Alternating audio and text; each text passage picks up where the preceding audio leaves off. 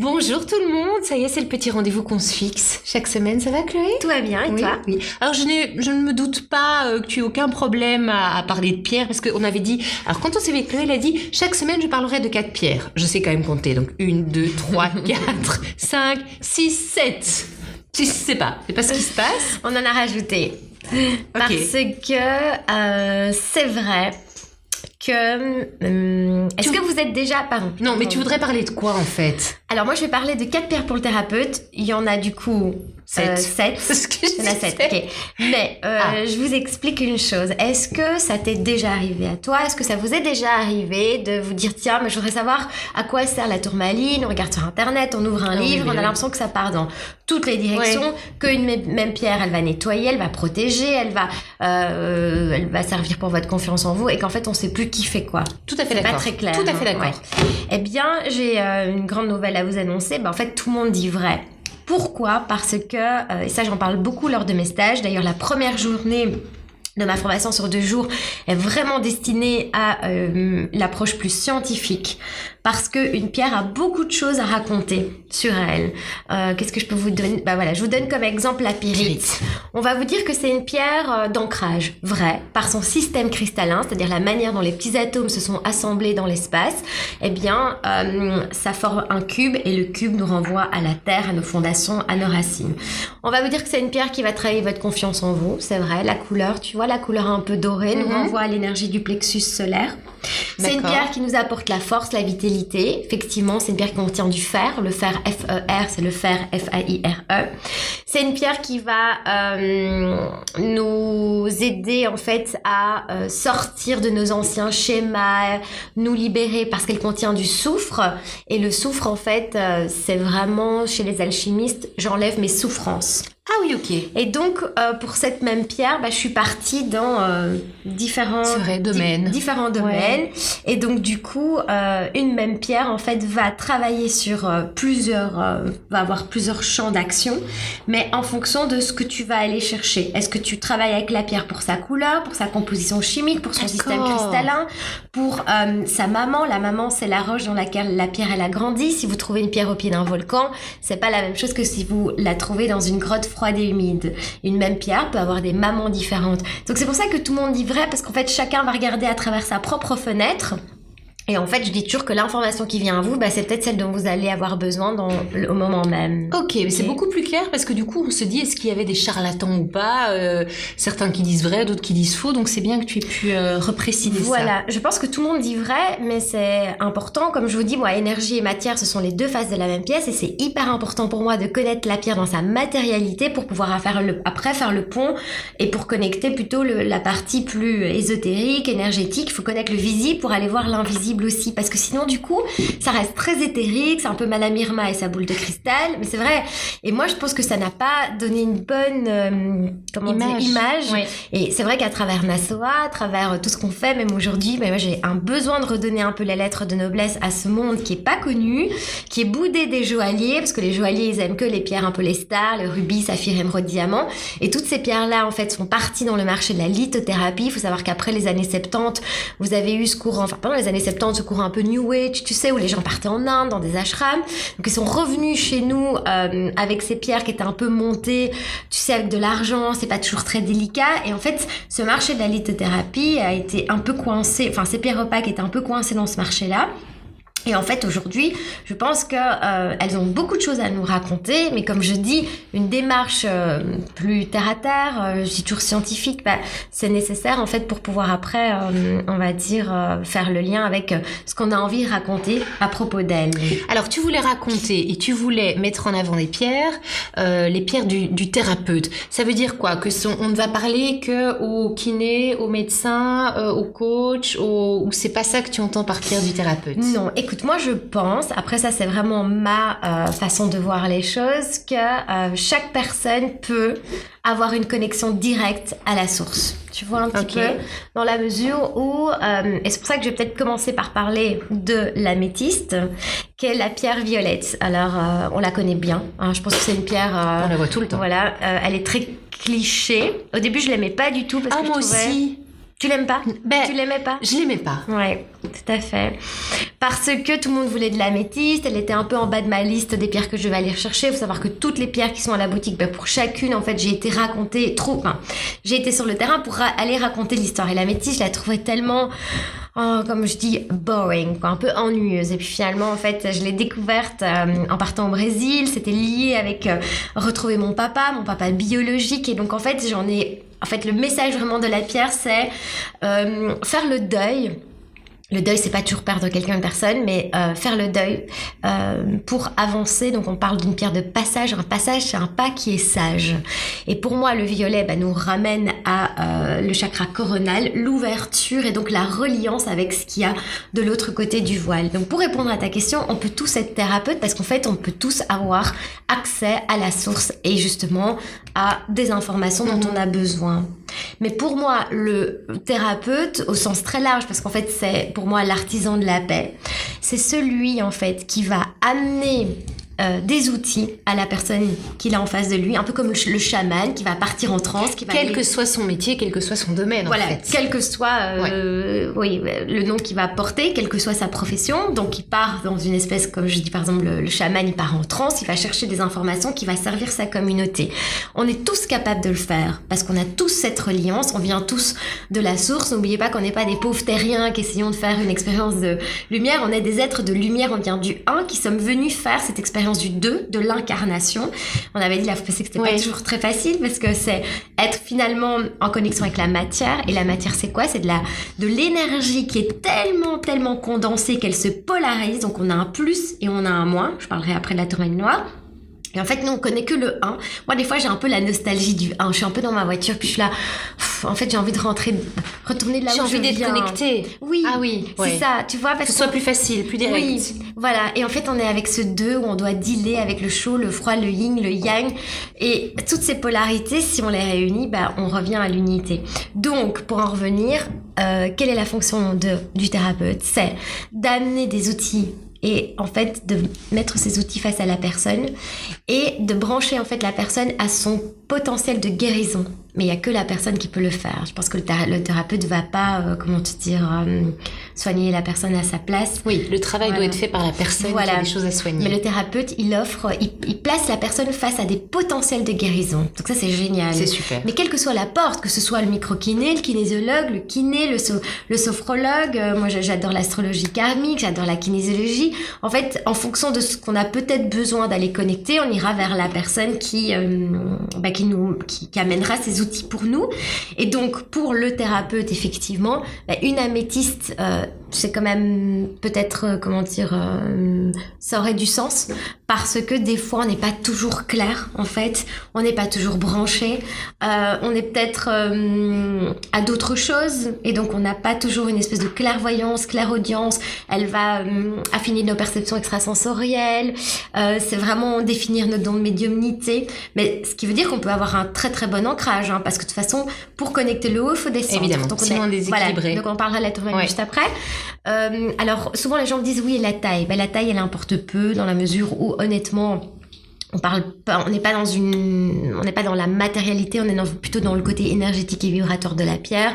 Moi, j'étais au Brésil, à Amethysto do Sul, j'ai vu des énormes améthystes et tu vois, il y avait rien qui vibrait. Donc c'est la taille est pas parce qu'une pierre est très grande qu'elle va dégager plus. Son champ d'action va être plus grand. Si tu as par exemple une salle d'attente et que tu mets une toute petite améthyste, en fait, le champ d'action de la pierre va être plus grand en fonction de sa taille. Mais pas l'intensité. Non. Okay. Donc juste là, en avoir une en poche, c'est nickel. En mettre une près de votre table de nuit, si vous avez envie de décoder un peu vos rêves, si vous avez un peu... Parce qu'il y a des gens qui canalisent des informations par leurs rêves. Vous faites ce que vous voulez avec l'améthyste. Vraiment, le but c'est sa couleur violet. Le violet évêque nous renvoie à la couleur de la spiritualité. C'était la couleur des évêques. Ils portaient souvent des chevalières avec une améthyste, une robe violette, puisque la couleur violette est la couleur la plus haute de notre champ, de notre... la fois passée, je parlais de... Spectre des couleurs. Voilà, on est dans le 380 nanomètres, donc c'est vraiment haut, mais en fait c'est la couleur la plus basse sur le plan d'à côté. Donc c'est une couleur de reliance, une couleur de passage, ramène du monde visible à l'invisible. Et donc je l'adore, parce qu'en fait aujourd'hui, à chaque fois que j'ai besoin de passer à autre chose, c'est une pierre que que je porte. Pourtant, je suis pas violet, mais mon Dieu, comme je l'aime. Et en fait, j'aime bien le côté passage, le pas qui est sage. Donc, ça vient chercher chez moi ce côté où on est plus dans la compréhension des choses et on se raccroche moins à la matière et on s'éveille. Et on s'élève un peu. Ouais. Ça, c'est pour l'améthyste. L'améthyste. Tourmaline noire. Oui, que j'adore. J'ai toujours mon petit bracelet sur moi, alors que le noir, je suis pas spécialement fan du noir. Mais tout à l'heure, je vous ai parlé de cette énergie qui est tellement condensée qu'elle se polarise. Elle donne un plus et un moins. La tourmaline noire contient du lithium. Tu sais que le lithium, c'est ce qu'on met les batteries en lithium. Donc elle, en fait, elle a un plus et un moins. Et ça, c'est ce qu'on donne aussi pour rééquilibrer les humeurs aussi. Complètement. Les sautes d'humeur. Vous allez en pharmacie, les laboratoires Boiron proposent de la tourmaline lithique, donc parce qu'elle contient du lithium pour les gens qui ont des problèmes de bipolarité. Oui, c'est ça. Et donc, en fait, elle vous remet dans votre axe, dans votre verticalité. Donc, si vous avez plutôt tendance à être perché, ce qui est très, très bien, sachez que, alors c'est bien, mais le problème, c'est que l'idée, c'est pas de flotter, l'idée, c'est de ramener tout dans la matière. Et comme je vous dis, pour connecter le haut, il faut connecter le bas. Et la tourmaline noire, moi, je l'adore parce que pour moi, c'est Gaïa. Et comme je vous dis, elle a un pôle plus et un pôle moins, et c'est renvoyé à la terre. Donc en fait, t'es branché, mais parce qu'en fait, t'as une connexion avec Gaïa. Gaïa est un principe féminin. Le soleil est un principe masculin. Le soleil est plus, il est yang, il donne. Gaïa, elle est polarisée négativement parce qu'elle reçoit. Et donc le but de la Terre, c'est vraiment d'accueillir tout ce dont on n'a plus besoin. Donc on la verra dans les pierres de protection, parce que c'est évidemment, j'absorbe, je renvoie. Mais là, dans l'idée, c'est plutôt je me mets dans ma verticalité. Alors, est-ce qu'en fait, moi, j'ai vraiment tendance parfois à me charger. Tu sais, tu t'électrifies. Je sais pas si ça se dit ça. T'électrises. Parce qu'on vous en parle aussi comme super pierre contre tout ce qui est Wi-Fi, monde électromagnétique. Mais alors, moi, mes propres pensées me fatiguent. Parce qu'en fait, mais si! Moi, t'as une espèce d'un nuage autour de ma tête, comme ça, où je me dis, mais au secours, quoi. Et en fait, il y a un besoin comme ça où le matin, je faisais ça, mais là, maintenant, il fait un peu trop froid, mais je marche pieds nus. Donc je me réveille, pour te reconnecter. Et alors je marche pieds nus, la plante de mes pieds est rouge parce que je sens toute l'énergie de la terre. Et moi je lui dis voilà, je te donne en fait, je rends à la terre et ne culpabilisez pas parce que je vous dis vraiment, Gaïa est à notre service pour ça. Dans son feu intérieur, son noyau, elle nous recycle. Après elle nous renvoie évidemment ce qu'on lui donne. Donc à certains moments on le sent évidemment qu'elle bouge, elle vibre, elle nous parle, mais elle est à notre service. Et donc moi j'aime beaucoup en fait la tourmaline noire parce que je me remets dans ma verticalité, un bon ancrage pour avoir une bonne connexion. Moi, je l'ai en petit pendentif aussi. Je me suis failli la mettre aujourd'hui. C'était pas un de tes premiers achats? Tout premier achat. Tout premier, exactement. Et je crois que tu l'as en brut. Oui, c'est-à-dire qu'elle n'est pas du tout lisse comme ça, elle est plus striée. Ouais. Les stries, alors c'est ça, le brut ou le poli, c'est comme vous voulez. Le brut nous renvoie à notre authenticité, à qui on est, et c'est vrai. Mais en même temps, le fait d'arrondir nos angles et de nous polir, c'est très bien aussi, parce que grâce à ça, la lumière peut nous traverser. Donc, n'oubliez pas que moi, je suis plus à dire quoi que ce soit, c'est de tout rassembler, donc le brut et le poli, c'est bien et c'est en fonction de ce dont vous avez besoin.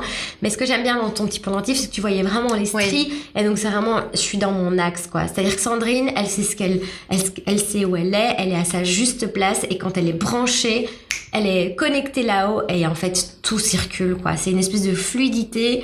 Et la tourmaline, elle fonctionne comme ça aussi. Améthyste donc, pour les pierres du thérapeute. Tourmaline noire. Avant la pyrite, tu veux revenir sur... Alors, du coup, comme on en a... Ah, mais il y a encore une petite là. Oui, alors on parlera de la pyrite une dernière fois. En fait, c'est vrai qu'elle était là et c'est bien parce que je vous avais illustré le fait qu'une même pierre peut nous donner plein d'informations. Mais je l'arrange. Ah ok, voilà, comme ça. Oui, c'est très... ces podcasts, c'est vraiment en fonction de ce que je ressens. Je pense qu'il faut que... Voilà. Non, ne vous posez pas de questions. Non, voilà. Alors tu pars sur laquelle du coup? Alors celle-là, on en parlera après parce qu'on en a parlé la semaine passée. Avec la sélénite, on était sur le premier podcast. Okay. Donc, je pars sur la labra. Ah, la pierre de l'ange gardien. Tu la connais? Je la connais. Oui, j'ai un bracelet en labradorite. Et puis, je pense que pour faire un petit clin d'œil à ma fille, c'est la première pierre que elle a choisie quand elle est venue ici. C'était une labradorite. Tout à fait. Qu'est-ce que l'ange gardien vient faire dans les pierres du thérapeute alors? Oui. Alors, la labradorite, elle tire son nom de de l'endroit où on l'a trouvé, les îles Labrador au Canada, d'où vient le chien. Ah oui, ok. C'est pour ça qu'elle porte ce nom-là. Maintenant, toutes les carrières au Canada ont été épuisées. Donc, la plupart des labradorites proviennent de Madagascar et elles ont vraiment cet effet qu'on appelle optique labradorisation, que j'aime beaucoup. Elles sont tellement belles. Alors, l'ange gardien. Pour le thérapeute, on dit toujours que c'est la pierre du thérapeute parce que l'idée, c'est que le thérapeute travaille avec ses équipes. Quand je dis ses équipes, c'est ses guides, son ange gardien. Tu vois un peu, tu as des gens qui sont très branchés au niveau de l'angiologie et donc qui connaissent un peu, je connais pas très bien, mais il y a toute une hiérarchie entre les séraphins, les chérubins et donc voilà. L'idée en fait, c'est que je suis pas seule. Dans ma séance, je suis pas seule. Je fais appel à mes équipes pour que mes équipes travaille avec les équipes de la personne et qu'en fait c'est vraiment un travail un peu de groupe. Tu vois, oui, je vois très bien. D'être accompagné, de ne pas se sentir seul, de ne pas aller chercher dans nos propres ressources en fait parce qu'on n'est que finalement avec ces deux pierres-là canal, mais je pense que des fois il faut vraiment avoir aussi, tu sais, placer un espèce de cadre ou de bienveillance, que la personne se sent sécurisée. Voilà, c'est ça, c'est se dire je peux être en confiance parce que je suis accompagnée, alors soit vraiment par quelqu'un dans votre équipe et parfois vous vous entendez dire oh, toi t'es vraiment mon ange gardien si je t'avais pas, soit de manière effectivement spirituelle, se dire qu'on est connecté, que notre ange gardien est là pour nous accompagner dans nos choix, nos décisions, tout à fait, qu'on transmet. C'est ça, surtout que si vous êtes thérapeute, les gens viennent, ils viennent avec leurs armures. C'est pas toujours gai de venir chipoter et parce que comme j'ai dit, il y a parfois encore des bénéfices secondaires à rester dans la victimisation, à garder le poids du passé. Et puis bon, quand on se dit ça ne me sert plus, on se dit finalement on va enlever, qu'est-ce qu'on va mettre à la place du vide? Est-ce que finalement sortir du problème ne va pas être un problème? Et là, je pense que la labradorite, elle propose vraiment cet espace d'accueil où on peut déposer tout ça, on peut se sentir, on va dire, il y a de la bienveillance et donc on peut se sentir vulnérable sans avoir peur en fait. Donc pour moi c'est ça. Alors elle va travailler autrement aussi, c'est que en langage des oiseaux, je parle souvent du langage des oiseaux, tu sais ce que c'est ou peut-être que pour nos auditeurs non, on va peut-être le rappeler, oui. En fait, le langage des oiseaux, c'est quand vous dites un mot, mais qu'il y a quelque chose d'autre qui sonne derrière. Donc, je vous donne un exemple. Qu'est-ce que j'ai déjà donné comme exemple aux autres podcasts? C'est plus précieux, près des cieux. La malachite, c'est le mal te quitte. Voilà. Et donc, l'enjeu, c'est en moi. En fait, c'est quoi un ange gardien? Un ange gardien, c'est votre double du futur. C'est-à-dire que tu existes avec moi, ici et maintenant. Le passé n'est plus, mais dans ton futur, tu as toutes les versions de Sandrine qui existent, tous tes états de potentialité. Il n'y en a pas un qui est mieux qu'un autre. C'est pour ça qu'aujourd'hui, si vous devez faire des choix, ne vous mettez pas la pression parce que ça ne restera qu'un potentiel à les connecter. Tu vois? Par contre, moi, ce que je joue souvent avec mon ange gardien, donc c'est Chloé dans le futur, quand je dois prendre une décision, ou quand, il y a un truc où je me dis, c'est pas très clair, eh bien, je demande à Chloé, qui est déjà dans le futur, qui est déjà arrivée, de m'envoyer un petit signe en disant, coucou, c'est par ici. Et donc, ça va être un 22h22, une plaque d'immatriculation. Ah, mais non, mais si. Tous ces petits signes, mais moi, j'adore ces petits signes. Je suis d'accord. Et c'est pas, en fait, ce n'est que vous, mais dans le futur. Et toi, tu demandes à ta Chloé du futur, mais quand on demande à ses ancêtres aussi parfois? Alors, pour moi, on va travailler sur des informations différentes. Ok. Parce que quand je demande à mon double du futur, c'est ce qu'on appelle le libre arbitre. D'accord. C'est-à-dire qu'en gros, tu as le choix. Tous les potentiels sont ok, mais mon double du futur, Chloé du futur, c'est celle qui est le plus en joie. Et c'est celle-là que je vais aller connecter. Parce qu'en fait, quel que soit le chemin de la vie, la solution à la vie, c'est de vivre la vie avec toutes nos émotions. Et il n'y a pas un chemin qui est meilleur qu'un autre. Par contre, je me souhaite aujourd'hui, à 41 ans, d'emprunter le chemin qui me mette dans la joie. Parce que si j'avais 10 vies, je te dirais, on peut s'ennuyer pour pas dire autre chose dans celle-là, mais j'en ai qu'une. Et donc, je me dois que chaque moment soit rempli de joie, comme les enfants qui se posent pas de questions. Et donc, c'est celle-là que je vais chercher. Les ancêtres, par exemple, par rapport à notre lignée, du père ou de la mère, un jour, j'avais assisté à une conférence que j'avais adorée avec les peuples premiers, tu sais, les Arhuacos, les Kogi, qui habitent en Amérique du Sud. Et ils disaient, en fait, pour construire ton futur, tu dois savoir d'où tu viens. C'est hyper important. C'est pour ça l'idée, c'est quand même de rester connecté à nos ancêtres, nos grands-parents, nos arrière-grands-parents, pour que l'énergie, elle continue de circuler. Et c'est de savoir qui je suis, mais d'où je viens pour savoir où je vais. Tu vois, c'est pas la même chose. On en revient, la racine. Et, oui. Ouais, et parce que il y a le transgénérationnel qui a une force, on en parlera, tu sais, quand on parlera des pierres de nettoyage, qui a une force entre ce que je garde, ce dont je n'ai plus besoin, par exemple la condition de la femme, les femmes fortes, tu sais, qui aujourd'hui, quand on a une petite blessure de cœur et qu'on a l'impression qu'on va pas se relever, moi je me branche à mon arrière-grand-mère, tu sais, qui a vécu la guerre, qui a nourri ses enfants, qui a traversé le pays en haillons et qui aujourd'hui qui dit à sa petite fille, mais lève-toi, tu vois, qu'est-ce que tu fais? Et donc je me rebranche à l'énergie de cette grand-mère qui a tout vécu, enfin pas qui a tout vécu, mais qui s'en est sortie, et tu te dis, et moi là, qu'est-ce qui se passe là? Tu vois, tu récupères une force. Pour moi, ça c'est l'énergie de nos ancêtres, avec aussi les choses qu'il faut nettoyer, parce que cette même grand-mère, elle me dit que elle sait pas trop à quoi les hommes servent, donc il y en avait pas. Donc pendant 3 générations, il n'y a pas eu d'hommes. Faut pas prendre tout le package, hein. Il faut pouvoir retrier d'après nos besoins et ce qu'on veut faire de nos vies. Et soigner peut-être certaines choses pour pouvoir avancer. Voilà. Donc dans nos pierres du thérapeute, l'améthyste, on a dit la tourmaline, la labradorite, la pierre de l'ange gardien. Voilà. Dans une voiture, c'est sympa aussi avoir une petite labradorite. Hier, je dînais avec mes 4 meilleures amies d'enfance. Je parlais de ça parce qu'en fait, je parle du passé. Je me dis, tiens, c'est marrant parce que elles me connaissent depuis que j'ai 11 ans, donc elles m'ont vraiment vu grandir. Et mon amie Catherine, elle avait une petite labradorite voilà, dans sa poche parce qu'elle traverse un moment vraiment difficile et confrontant.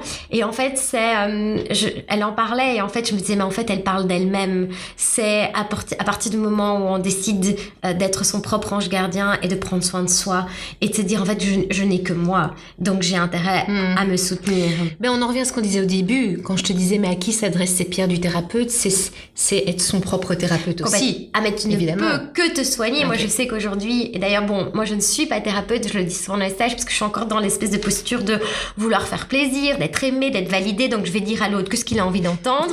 Donc, on va rien faire bouger ni chez lui, ni chez l'autre. Souvent, je dis aux gens, vous choisissez 3 pierres, et puis je raconte ce que les pierres parlent, mais moi, je suis pas thérapeute. Pas du tout. C'est pas du tout ma mission d'âme. Et je trouve qu'être thérapeute, waouh, il faut vraiment, comment dire, c'est une prédisposition, tu vois, c'est vraiment une vocation aussi, je pense. Et on est obligé de passer par une guérison. Et puisqu'on aura guéri, on pourra accompagner l'autre dans son processus aussi. Donc, ça demande vraiment d'être très lucide et très honnête envers nous-mêmes. Donc voilà l'ange gardien, la pierre du thérapeute. Alors, le principe, je le rappelle, c'était 4 pierres. On en a beaucoup plus. Donc, la dernière. Voilà, parce qu'il nous reste quelques minutes. Oui. Eh bien, voilà, moi, je suis une fan. Tu sais que ma spécificité, c'est quand même gémologue de terrain.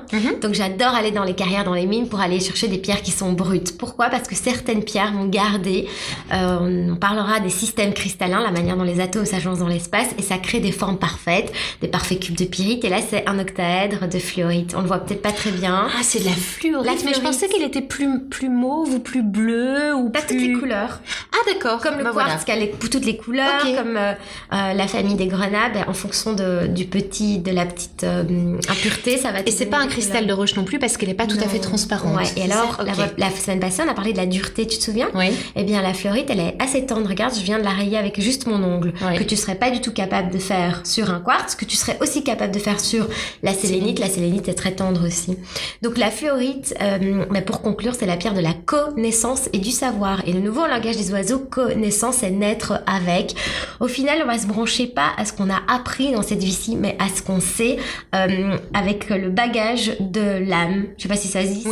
Bien avec sûr. lequel on est venu sur Terre. En fait, c'est sur ça qu'on se branche. Donc l'idée, c'est je sais déjà, je n'ai qu'à me reconnecter finalement et me faire confiance à mon intuition. Oui, parce que tu vois, pendant les stages, parfois je suis un peu triste, j'entends des gens qui viennent à mes stages, je crois que c'est le 677e stage ou formation. Et tu te dis, ces gens savent tout. Tu vois, qu'est-ce qu'ils viennent encore chercher? Comme s'ils avaient besoin d'être encore une certaine légitimité, une crédibilité, tu vois. Juste parce que tu leur fais du bien, je pense. Oh, mais t'es gentille. Non, mais c'est vrai. Pour avoir t'avoir déjà entendu longtemps et longuement parfois parler, on n'a pas l'impression que tu te répètes. Non. Donc moi, je dis que à la fin du stage, je leur dis, mais merci pour tout ce que vous m'avez appris et apporté, parce que ces gens sont des puits de connaissances et ils savent. Et souvent, quand je dis aux gens, quand vous venez suivre un stage à la SOA, en fait, vous rappelez de ce que vous savez déjà. Il n'y a rien à apprendre. Il y a juste à les connecter, à les rebrancher à cette connaissance-là. Donc pour moi, la fluorite, c'est la pierre de l'enseignant, du maître. Ah oui. C'est celui qui va exprimer, qui va partager. Donc il y a parfois des gens qui sont assis sur un trésor parce qu'ils savent plein de choses et c'est une pierre qui va dire ok, on achète un petit carnet et on commence à écrire, on dépose, on prend une caméra, on partage, on fait des conférences. Donc c'est la pierre du partage en fonction de la couleur, parce que comme tu l'as souligné tout à l'heure, les fluorites ont des couleurs différentes. Bien, si c'est communication, on va prendre une fluorite bleue. Tu vois. Ok, pour le chakra de la gorge. Voilà, si c'est plus, en fait, on va rien dire, mais parce qu'on a du magnétisme, on a nos petits chakras au niveau des mains et qu'on sent qu'en fait, on est hyper efficace en posant nos mains, on va utiliser peut-être le chakra du cœur. Tu vois, si c'est par exemple, vous travaillez en énergétique, je sais pas, je donne des exemples comme ça, peut-être une fluorite violette. En même temps, vous avez les fluorites qu'on appelle arc-en-ciel, qui ont toutes les couleurs. Donc voilà, c'est un peu voir vers quelle pierre vous allez vous choisir. N'oubliez pas que c'est souvent les pierres qui vous trouvent et non l'inverse. Oui. Et si dans les prochains jours une fluorite, écoutez bien ce que je dis, croise votre chemin, c'est qu'il est temps aujourd'hui de partager vos connaissances. Et si en séance, au début on a un peu vous vous lancez en tant que thérapeute, vous avez un peu du mal parce que voilà, il y a des gens, ils se disent je vais peut-être pas trouver les mots, donc j'ai l'info, mais il faut un peu traduire la fluorite aussi. Tu vois, pour moi, c'est vraiment la pierre de transmission des connaissances. C'est rigolo, parce que tu vas me dire que ça n'a peut-être rien à voir, mais quand tu étudies, tu prends un fluo pour aller mettre en couleur les mots-clés. Ça. Tu vois ? Oui, c'est pour ça. le retenir plus facilement. Complètement. Alors moi, c'est comme ça que j'ai fait le lien et que je vais pouvoir retenir maintenant. Mais Tout à fait, exactement. Voilà. Tout à fait. Donc voilà pour la connaissance. Il m'en reste 2. Je pense qu'on a quelques minutes encore. Oui, tu as quelques minutes pour ce quartz rose et pour cette sélénite que tu voudrais mettre aussi alors dans cette intention de pierre des thérapeutes. Voilà, pour ceux qui ont vu le premier épisode, on a parlé de la sélénite comme pierre de nettoyage. Moi, je pense que dans un cabinet, quand la personne, elle vient, elle a déchargé, il y a eu la grosse prise de conscience. Alors, on peut nettoyer la sauge et tout, on en reparlera, mais je trouve qu'une sélénite, c'est quand même pas mal. C'est vrai. Comme pierre de purification, nettoyage. Je trouve que l'air est comme c'est plus clean, c'est plus propre. Donc, on pourra l'ajouter. C'est pas du tout obligatoire. Après, faites vraiment ce que vous ressentez. Peut-être que vous allez me dire, je n'ai rien besoin, ou juste une labradorite. Oui, ou juste parce que celle-ci ne me parle pas du tout, elle ne m'attire pas du tout. Et peut-être que celle-là vous parle pas parce que la forme vous parle pas, mais peut-être que vous allez trouver une sphère magnifique. Donc voilà, en fait, on est des êtres tellement complexes que je pense qu'on ne sait pas toujours tout. Donc faites confiance en votre intuition, votre ressenti. Le quartz rose, je l'ai remis, mais parce qu'en fait, ça reste la pierre qui va guérir, qui va penser. J'ai une énorme blessure au tibia, parce qu'en fait, le tibia, chez moi, dans la symbolique, c'est vraiment ma force, ma stabilité. Et en fait, mon corps me dit qu'il est fatigué de cette rigidité. Et en fait, chaque fois que je la vois, j'ai mon tibia qui me lance, parce qu'aujourd'hui, il y a un besoin d'aller réparer chez moi, si tu veux, cette espèce d'idée de conception que je dois être forte pour réussir. Et en fait, elle amène de la douceur. Donc, peut-être qu'aujourd'hui, on peut déposer les armes, on peut, quand on va voir un thérapeute, dire voilà, en fait, ça ne me sert plus, ça m'a servi, mais ça ne me sert plus, et entrer dans un espèce de processus. Quand je dis de guérison, c'est juste d'équilibre. Donc, je trouve qu'elle est toujours intéressante à voir, peut-être en plus petit. Et là, l'idée, c'est de poser la pierre à l'endroit où tu sens qu'il y a vraiment, c'est là que ça travaille. Ça peut être le dos parce qu'on en a plein le dos, ça peut être le genou parce que c'est le je et le nous, ça peut être le cœur parce qu'on sent vraiment qu'il y a le coup de poignard, mais je trouve que en tant que thérapeute, peut-être un quartz rose, ça peut être quand même sympa aussi. Bon, mais une fois de plus, on a appris plein de choses. C'était merveilleux de pouvoir redécouvrir pour certaines toutes ces pierres qui sont là. On avait dit 4, je rappelle, il y en a beaucoup plus. Mais c'est là où c'est magique aussi. On va se retrouver la semaine prochaine, Chloé. Avec grand plaisir. Je n'ai pas encore de thématique, mais par contre, moi, ça me parle quand même, cette histoire d'ancêtre et de nettoyage. Oui, parce que... On dira quoi ? 4 pierres pour... 4 pierres pour... Alors, il faut choisir, soit de se reconnecter à ses ancêtres, soit de nettoyer... ce sera une surprise. Voilà, ce sera une surprise. On a été ravis de vous accompagner. On espère que, comme nous, ça vous fait un bien fou. Et on vous souhaite une très, très belle journée. À la semaine prochaine. Prenez soin de vous. À bientôt.